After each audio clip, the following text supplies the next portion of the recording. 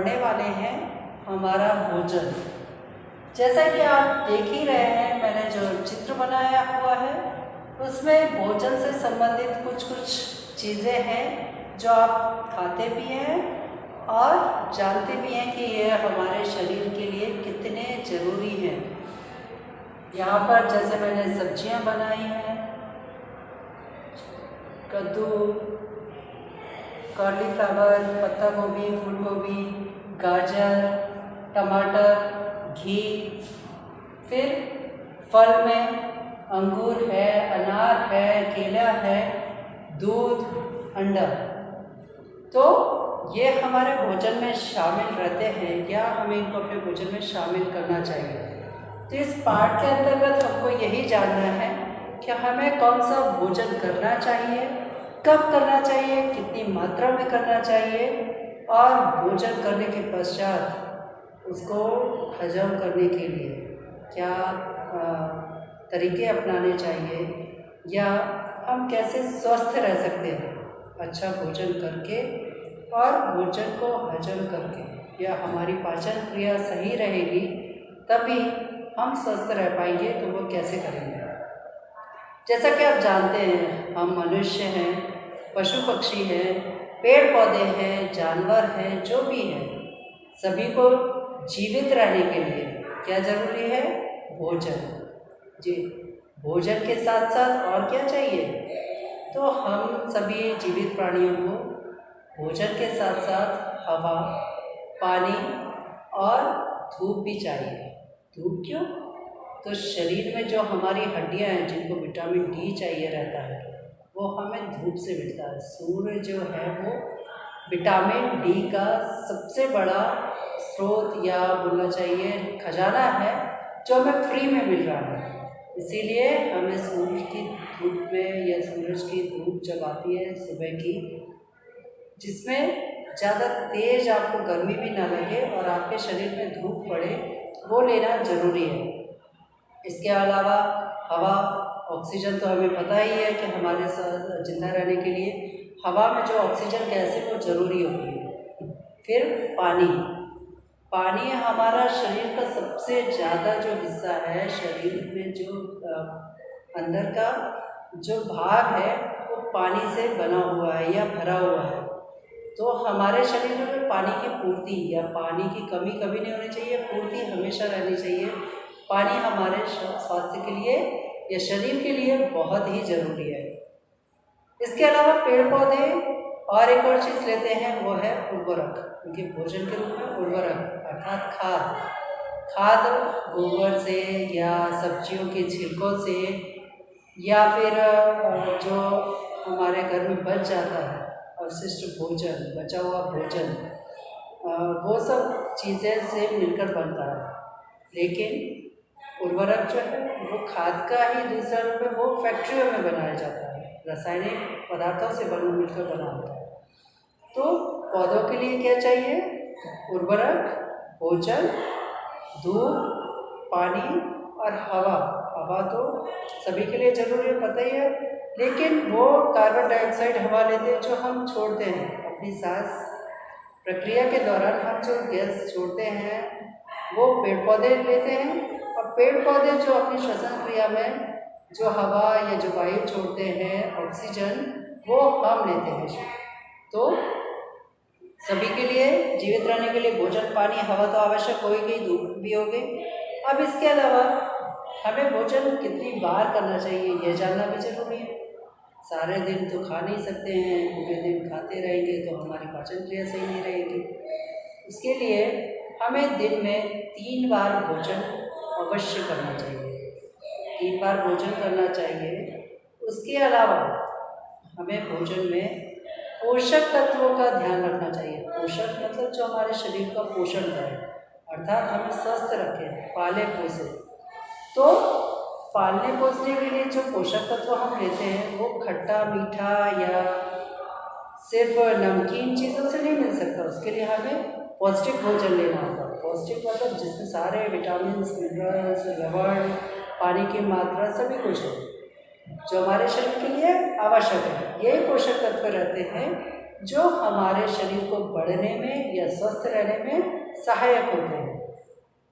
अब हम अपने घर को या अपने शरीर को स्वस्थ रखते हैं। घर को स्वस्थ कैसे रखते हैं?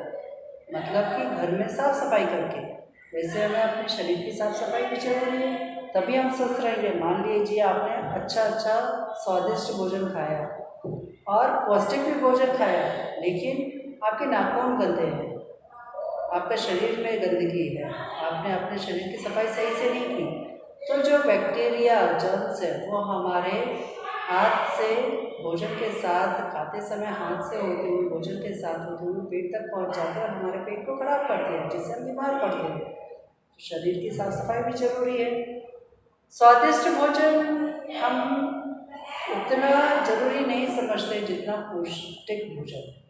हमें पौष्टिक भोजन पहले लेना चाहिए, स्वाद के लिए बाद में हम महत्व देते हैं। अर्थात पौष्टिकता आपके भोजन में जरूर होनी चाहिए, स्वाद थोड़ा कम बेसी होगा चलेगा, ठीक है। जैसे कि यहाँ पे आप चित्र में ही देख रहे हैं, मैंने मैगी, चाउमीन, पिज़्ज़ा, बर्गर कुछ नहीं बनाए। क्यों? क्योंकि वो स्वादिष्ट तो होते हैं लेकिन पौष्टिक नहीं होते, हमारे पेट को खराब करते हैं, हमारे शरीर के लिए, हमारे सेहत के लिए बहुत ही नुकसानदायक है। अब सुबह उठते हैं जब आप, उसके बाद आप नहा लीजिए, फिर थोड़ा योगा, कसरत, व्यायाम वगैरह करिए। उसके बाद आपको अल्पाहार लेना है। अल्पाहार मतलब नाश्ता, अल्प मतलब थोड़ा, आहार मतलब भोजन। नाश्ते में आप थोड़ा भोजन में क्या क्या ले सकते हैं? तो दूध हुआ, केला हुआ, दूध, आम हुआ, छेना हुआ, अंकुरित चना, गुड़ ले सकते हैं, दही चूड़ा ले सकते हैं। ये सभी नाश्ते के लिए सर्वश्रेष्ठ होते हैं और आपको स्वस्थ भी रखते हैं। इसके अलावा दोपहर के भोजन में हम दाल, चावल, हरी सब्जियाँ, रोटी, सलाद को जरूर शामिल करें अपने भोजन में, जैसे कि प्याज हुआ, खीरा हुआ या मूली हुआ। ये सभी चीज़ भी भोजन के साथ होना आवश्यक है। इसके साथ साथ आप मट्ठा भी ले सकते हैं। दही को मध के जो बनाया जाता है पानी डाल के, छाछ या मट्ठा जिसको कहते हैं, वह भी भोजन में शामिल करना चाहिए। इसके बाद आपको पानी नहीं पीना है। भोजन के कम से कम आधा 1 घंटे तक आपको पानी नहीं पीना है। आधा घंटे बाद आप पानी पीते हैं तो आपका शरीर ज़्यादा स्वस्थ रहता है, आपकी पाचन क्रिया सही रहती है। भोजन करने के पश्चात थोड़ा कदम आपको चलना चाहिए, 100-200 कदम हल्के कदम चल के आप अगर विश्राम करना चाहते हैं, थोड़ा आराम करना चाहते हैं, सोना चाहते हैं, तो हमेशा बाईं करवट लेके सोइए ताकि आपकी पाचन क्रिया सही रहे। और भोजन के बाद आपको 4-5 घंटे के बाद अगर आपको फिर लगता है कि नाश्ता करना है, तो उस नाश्ते में आप सीज़न के मतलब जो अभी मौसम के अनुसार जो फल आ रहे हैं वो लें, वो सबसे अच्छा होता है। सीज़न में प्रकृति ने हमें जो अलग अलग सीज़न के हिसाब से, अलग अलग ऋतुओं के हिसाब से, मौसम के हिसाब से जो फल और सब्जियां दी हैं, वो हमारे स्वास्थ्य को ध्यान में रखकर ही बनाई गई है। भगवान ने प्रकृति में जितनी भी चीज़ें दी हैं हमारे स्वास्थ्य को ध्यान में रखकर ही बनाई है ताकि हम स्वस्थ रहें। अगर हम सीज़न के हिसाब के फ्रूट, वेजिटेबल्स मतलब सब्जियां, फल, अनाज खाते हैं तो हम बहुत ही स्वस्थ रहते हैं और हम बीमारियों से बहुत दूर रहते हैं। तो ज़्यादातर हमें कौन सा भोजन करना चाहिए? जो प्रकृति ने दिया है। प्रकृति द्वारा प्रदत्त चीज़ें खाकर हम स्वस्थ रह सकते हैं। पहले के ऋषि मुनि जंगलों में रहते थे तो वह प्राकृतिक भोजन ही करते थे, वहीं की जड़ी बूटियों से अपना इलाज कर लेते थे, वहीं के सब्जी फल खाकर स्वस्थ भी रहते थे। इसीलिए हमें ज़्यादातर कोशिश करना चाहिए जो हमें प्रकृति ने दी है, प्राकृतिक भोजन करने की कोशिश करें। जो प्रकृति के द्वारा प्रदत्त चीज़ें वही खाएं। और रात को भोजन जो आप कर रहे हैं उसके 1 घंटे पश्चात आपको पानी पीना है। मतलब सोने से पहले आप पानी पीकर सोएं, पर ध्यान रहे कि भोजन आपका पहले हो जाना चाहिए, सोने के 1-2 घंटे पहले कर लें और उसके बाद आप पानी ज़रूर पिए, तभी सो। तब आपका रात का जो भी खाया हुआ है उसको पाचन होने में, हजम होने में आपको बहुत ही आसानी रहेगी और आप स्वस्थ रहेंगे। सुबह उठेंगे तो अपने आप को बहुत ताज़ा महसूस करेंगे। इसके अलावा आप देखते होंगे घर में मम्मी पापा कभी कभी बिना नमक का खाते हैं, बिना शक्कर का खाना खाते हैं, या हमारे जो पर्व त्यौहार आते हैं उसमें सिर्फ फल खाकर ही रहते हैं, व्रत जो करते हैं। क्यों? वो हमारे स्वास्थ्य को देखकर बनाए गए हैं, ताकि सिर्फ फलाहार करने से ही हम स्वस्थ रह सकते हैं। अगर हम एक आध दिन नमक छोड़ते हैं तो हमारे शरीर में बैलेंस, संतुलन बना रहता है। हमारे शरीर में एक आध दिन शक्कर नहीं जाएगा तो हम स्वस्थ रह सकते हैं। ज़रूरी नहीं, क्योंकि बहुत बार हम बहुत मीठा भी खा लेते हैं तो वो जो मात्रा ज़्यादा गई शरीर में नमक की या शक्कर की, उसको संतुलित करने के लिए हम एक दिन अगर बिना नमक या बिना शक्कर का खाना खाते, बिना चीनी का खाना खाते हैं, तो हम अगले दिन अपने आप को बहुत अच्छा महसूस करते हैं, स्वस्थ महसूस करते हैं और आप निरोगी रहते हैं। निरोगी मतलब रोग से दूर। तो स्वस्थ रहने के लिए कभी कभी हमको सिर्फ फलाहार भी करना चाहिए। गाय का दूध सबसे अच्छा आहार माना जाता है। अगर आप गाय का दूध और फलाहार लेते हैं तो आप स्वस्थ रहते हैं। खाने में जो रोटियां हैं वो चोकरदार आटे की होना चाहिए। चोकरदार मतलब जब हम किसी अनाज का आटा चालते हैं, उसको चलने से चालने पर आप देखिएगा मोटा मोटा अनाज का छिलका उसमें साथ में रहता है, मोटा मोटा दाना छूट जाता है जिसको हम फेंक देते हैं। लेकिन वही हमारे लिए फ़ायदेमंद है, क्योंकि अनाज के छिलका में विटामिन है और जो मोटा आटा रहता है वो हजम करने में सुविधा होती है, वो जल्दी हजम होता है। बजाय अगर आप महीन आटे की, जैसे कि मैदा हुआ, उसका कोई चीज़ खाने के लिए डॉक्टर भी मना बोलते हैं मैदे की चीज़ मत खाइए। ब्रेड हुआ, पिज़्ज़ा हुआ, ये सब जब मैदे से बनते हैं तो हमारे पाचन क्रिया को बिगाड़ देते हैं, हमारी आंत में जाके जमा हो जाते हैं और हमारी पाचन क्रिया बिगड़ जाती है, जिससे पेट में दर्द या बहुत सी बीमारियां भी आती हैं। तो महीन आटे की जगह हमको कौन सा आटा यूज़ करना है या कौन से आटे की रोटियां खानी है जी?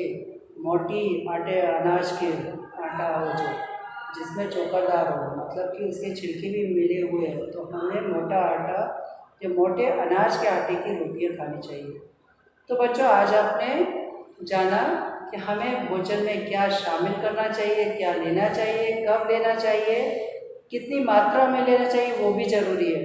बहुत ज़्यादा भोजन करने से आप स्वादिष्ट भोजन खा रहे हैं, पौष्टिक भोजन खा रहे हैं, फिर भी आप स्वस्थ नहीं हैं। क्यों?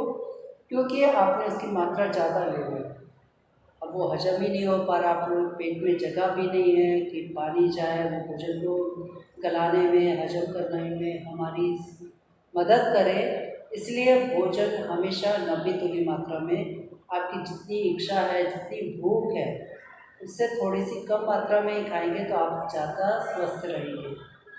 तो आशा करती हूँ आप अपने भोजन पर, अपने स्वास्थ्य पर ध्यान देंगे और इस पाठ को एक बार पढ़कर आप और अच्छे से समझेंगे कि आपको क्या खाना चाहिए और क्या नहीं खाना चाहिए।